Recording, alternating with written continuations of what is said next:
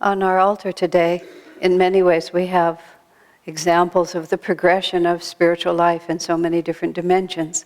Of course, we have that picture, the large frame picture of Jesus is a painting done by an artist based on the impression left on the Shroud of Turin. The Shroud of Turin is this ancient piece of cloth that many people believe was the winding sheet around Jesus, and there's a reverse image on there that is reputed to be the features of Jesus that were imprinted on the cloth when the power of the resurrection went through him. It's been scientifically tested and debated, and it doesn't really matter. I mean, that's not the point of it. The resurrection is not proven or disproven by the Shroud of Turin. This artist painted that face based on that picture, and in many ways it has the power of a man who could live the life that Jesus lived. So many pictures of Jesus depict the sweet shepherd of the flock with the little lamb around his neck, blessed Jesus, meek and mild. And that sweetness, of course, has to also be part of it. But this was a powerful man. This was a man who took on the force of a ruling class that had the power to put him to death, and ultimately did put him to death, and didn't flinch in the face of any kind of human suffering, even crucifixion itself. Much is made of how much Jesus suffered, but not enough is made of the fact that Jesus utterly transcended all human limitation.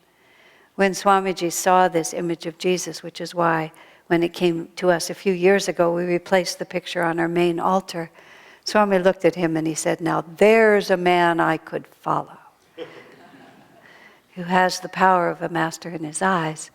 Well, because it's the Christmas season, right next to Jesus, we've put Bambino Gesù. He's a Catholic Jesus, you should know. He came from Rome. He was purchased by David and Asha on a trip to Rome on a street quite near the Vatican. Prior to this, we used a midwife's model of a newborn baby. Anatomically correct and extremely lifelike, so much that people got a little nervous when they saw us carrying him. Someone said, did they have a baby? Just like, this was many years ago when it might have been possible, but it was still pretty outside the realm. But the karma of that child didn't exactly seem Christ-like to us.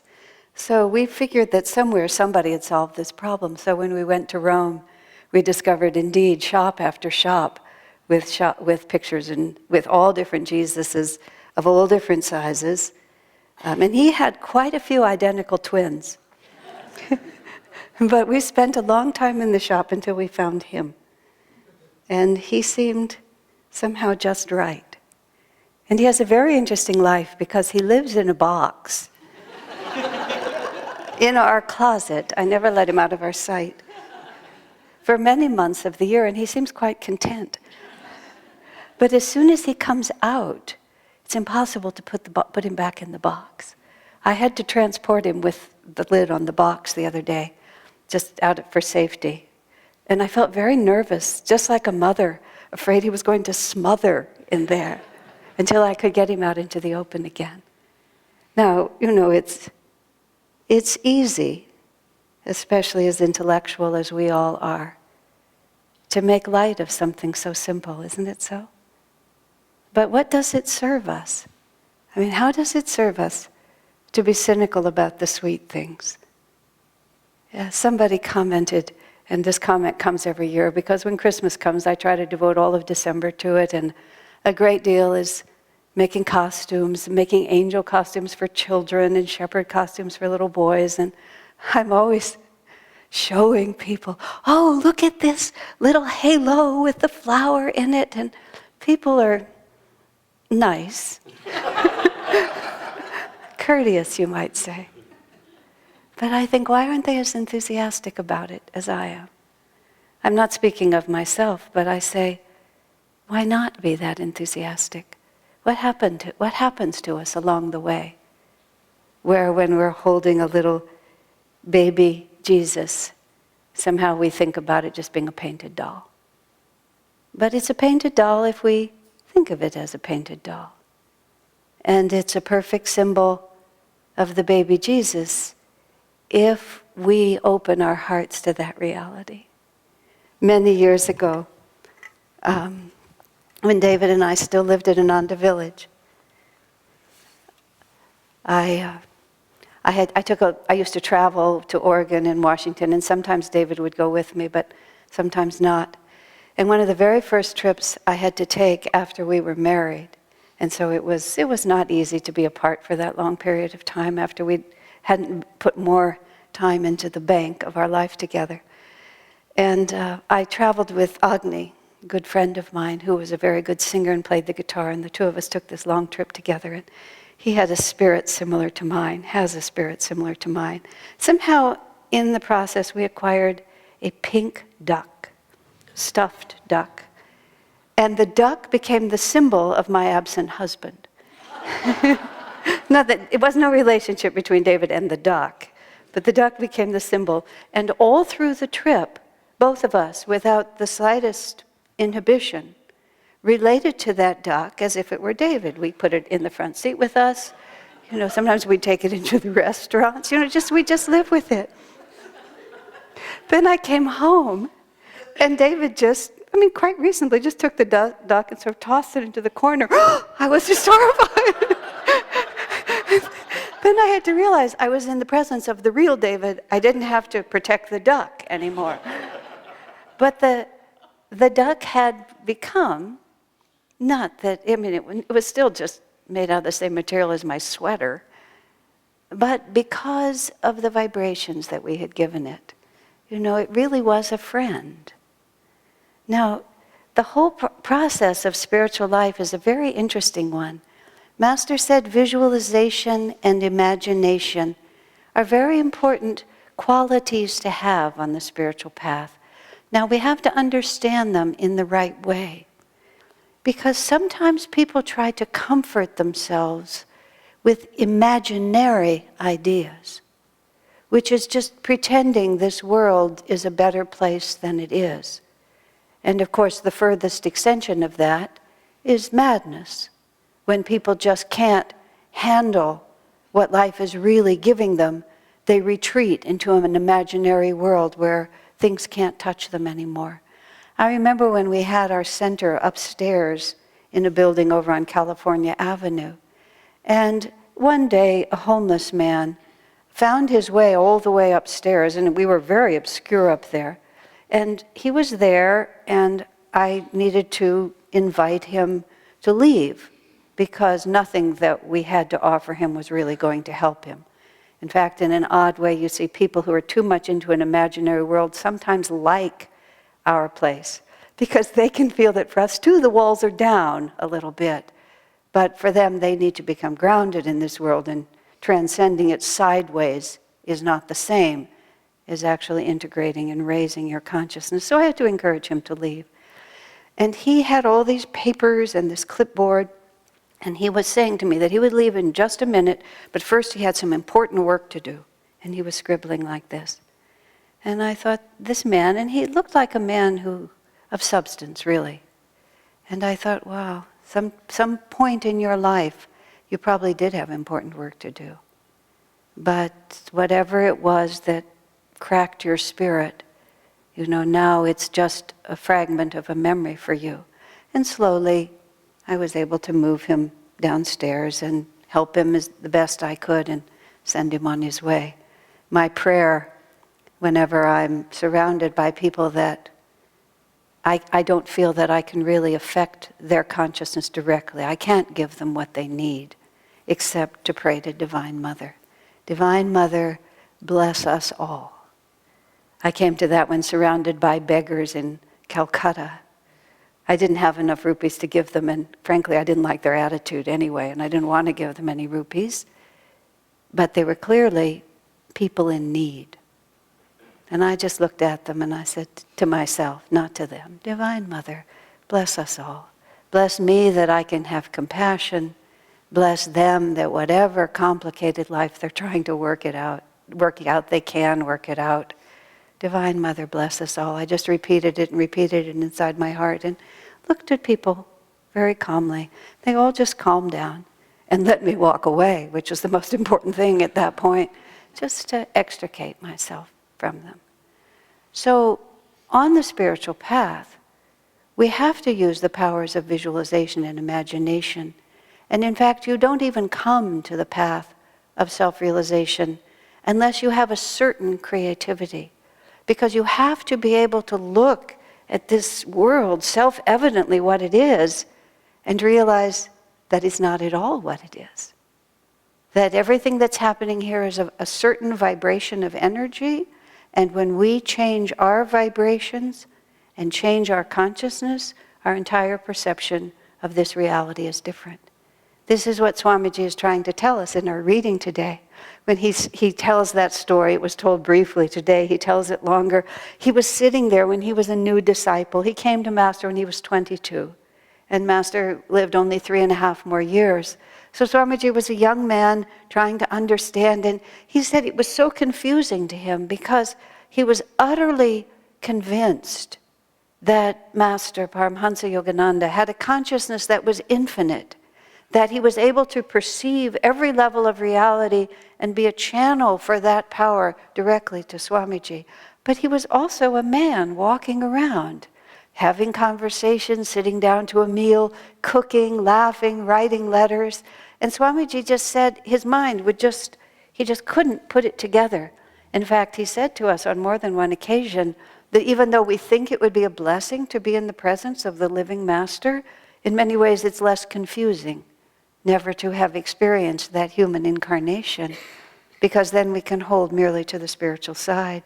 But he said Master just looked at him with so much sympathy. Implied was, "You poor lad, you're never going to be able to think your way to this," and said, "If you only knew my consciousness."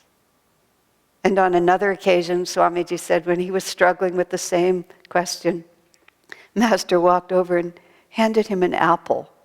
Just sort of another kind of sympathetic gesture here. Just relax. You're not going to be able to capture all of this.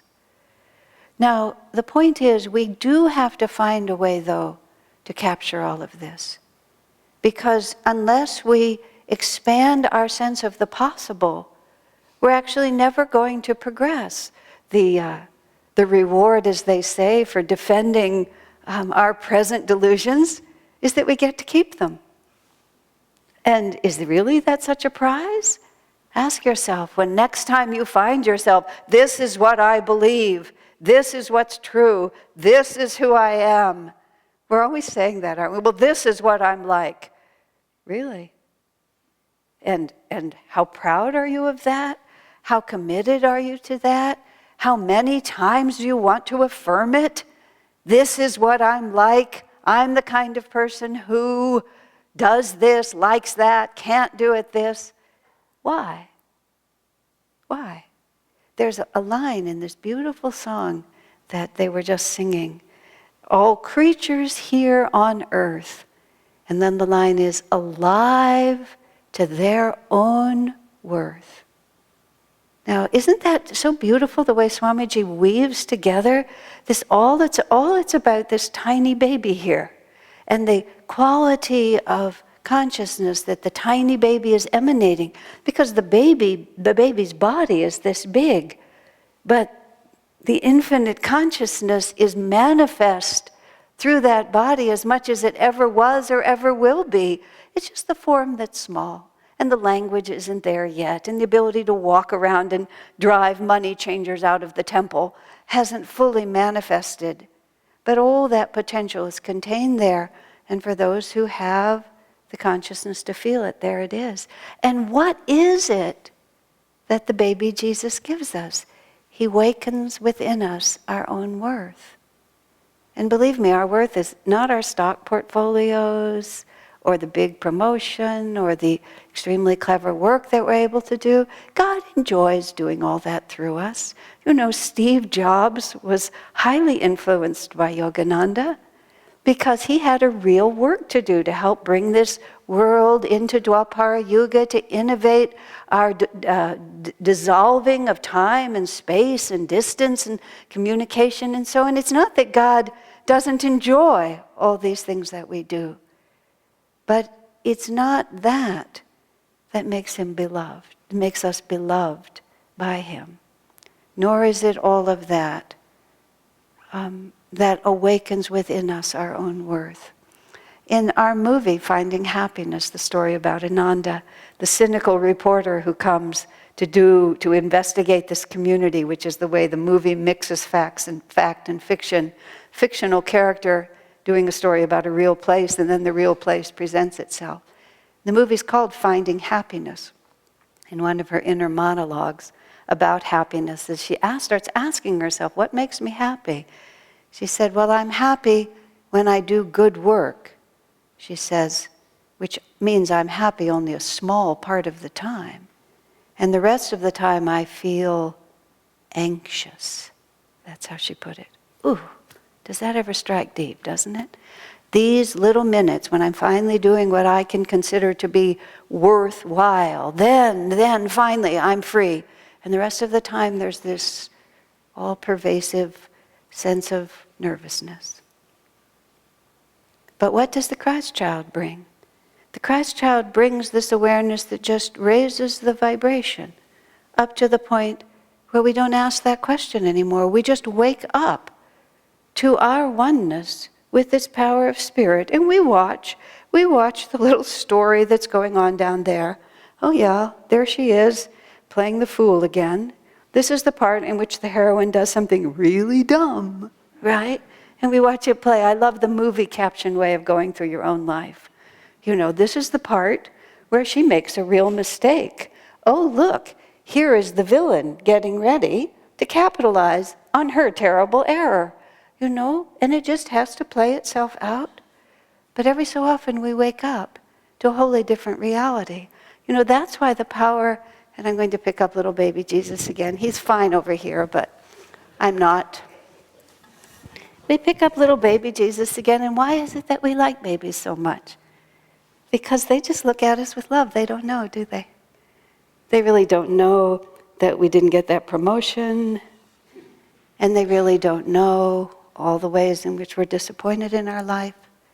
They really don't know all the judgmental thoughts that we had yesterday, how we lost our patience. They just sort of look up at us and just expect. And you see, that's the real relationship that we have to have with God. Last week I quoted, and I'll say it again, Ananda Ma, when they asked her if it was all right to call her mother. She said, well, there's a little too much distance if you call me mother.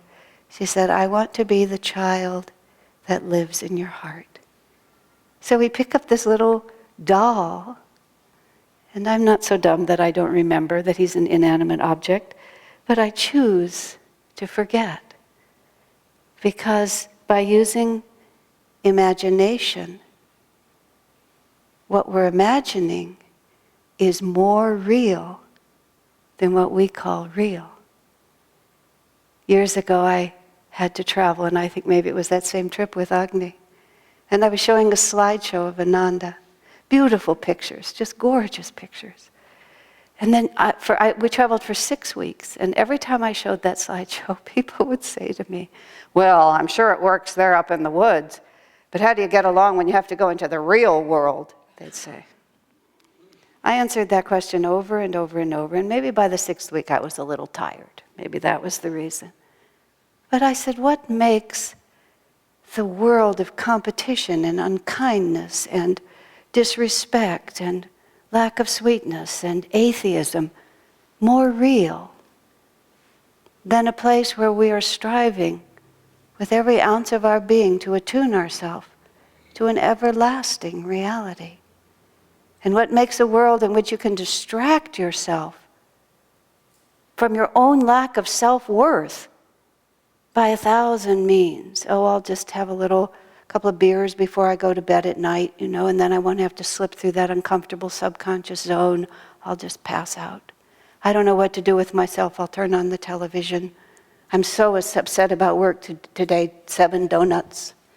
just all the ways in which whenever we move into reality, we run away from it. The biggest obstacle on the spiritual path is our own willingness to allow the light to shine upon us. So we practice where it's easier. You pick up the little baby Jesus and you know that he cares about you. P.G. Woodhouse wrote a story. It was called The Shy Man. And it was written from the point of view of the man's dog. And the dog wrote this story about his owner had this real problem because he was always hiding from people. And so the dog decided that it was his job to try to give this man more confidence. Now, of course, it turned out that the man was a thief, and the people he was usually hiding from were the police.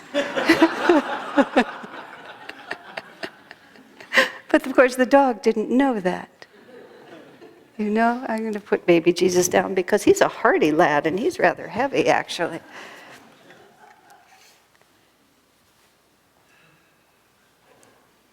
But that's how God sees us a little bit. He knows our worth, and he wants to wake us up to it.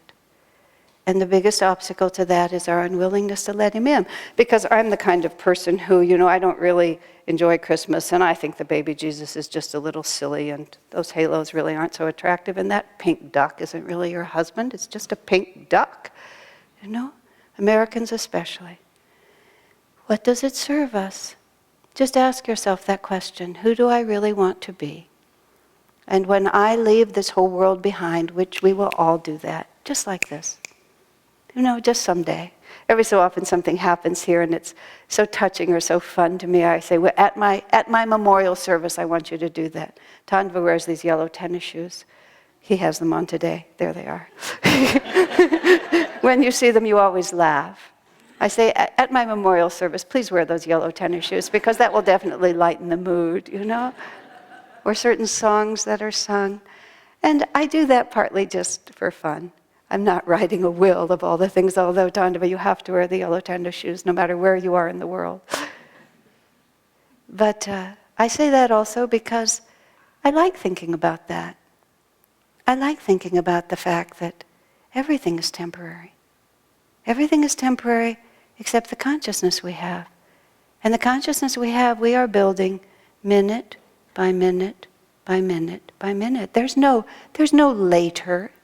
There's no future that is disconnected from the present when everything is going to be better.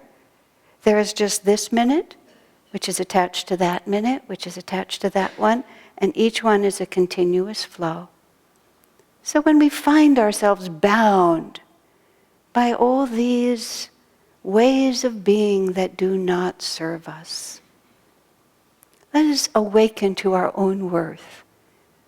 With the presence of the Christ child can give us more directly and more powerfully perhaps than anything else we have in our society at this time.